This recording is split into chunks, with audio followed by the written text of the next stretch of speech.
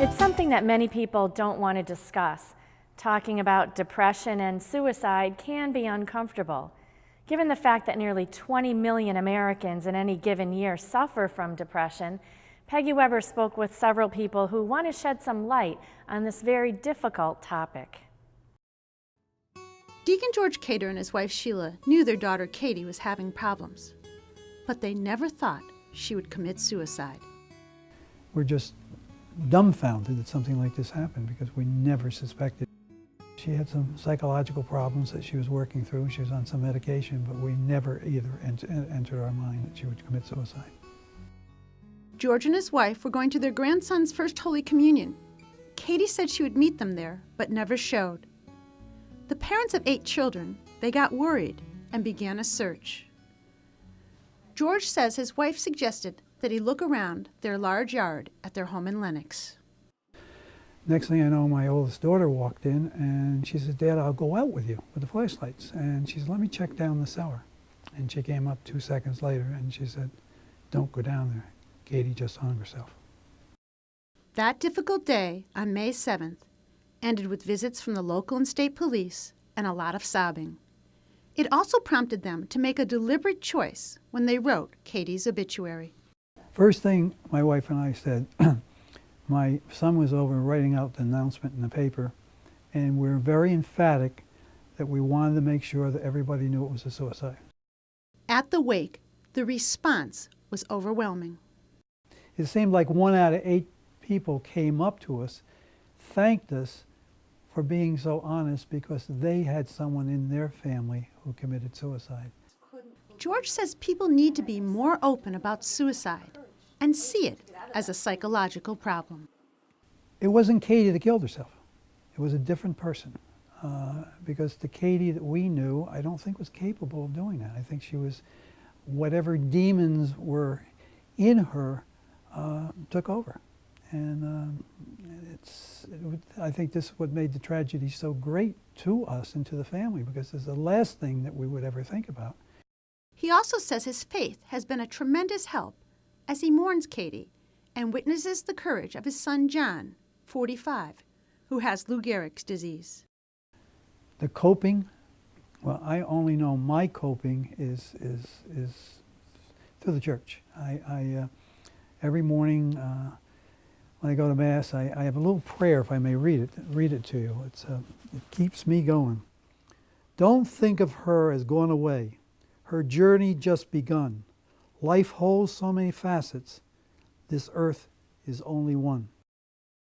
As he looks at a picture of his daughter, he says simply, "If you knew her, you loved her." George also says he is happy that his daughter was able to have a Catholic funeral. At age 75, he remembers when people who committed suicide were not permitted a Catholic burial. That, of course, has changed. Springfield Bishop Timothy McDonald spoke recently about how the church has a better understanding of mental illness. He addressed this when Father Paul Archambault killed himself in July. We're all diminished by the tragic death of Father Paul Archambault. He was a good and generous priest, a caring chaplain. He was a devout man. Yet he was not immune to illness. None of us are. Most of us realize that physical illness can be devastating, can be fatal. We sometimes forget the same is true about those that have no physical cause, yet nevertheless can devour the soul. Passionist Father John Powers is very aware of the cost of depression. He speaks openly and frankly about his own personal struggle with depression. He says that he has had suicidal thoughts. You don't know how to console yourself when you're depressed. And he says there is a horrendous shame attached to being depressed. That's one of the reasons why they don't ask for help. A primary reason. But what are people going to think of me and think of my family? Right. So that actually that shame is so intense that jumping off a roof is less intense. That pain of that is less of a pain than the pain of telling somebody, I have a mental illness. Father Powers also says that many people still are not aware of the Church's teaching regarding suicide. If you look in the Catholic Catechism, the topic is addressed under respect life. Basically, it wants to make the statement that we're all responsible for life and our own lives, as celebrating the children of God. George and Brenda Dastu of Chesterfield have felt firsthand the sorrow and pain of losing a loved one. They are cousins of Father Paul. It was devastating. I couldn't believe it. I was in total shock. I told my friend who had called me, Eve Jakes, I accused him of lying to me. I said, "You're lying, aren't you?" I must have said it at least 3 times because I couldn't believe it. George says he watched Father Paul grow up and helped him become an altar boy. He said they were very close to the 42-year-old priest and that he usually came once a week to their house for dinner.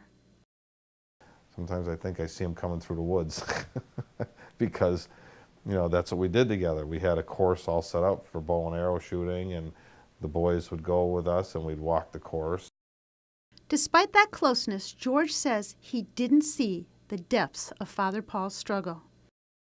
I think that's something that, you know, as anybody close to anyone in that situation, I don't think you really understand that. I think you take it as, yeah, you got a problem.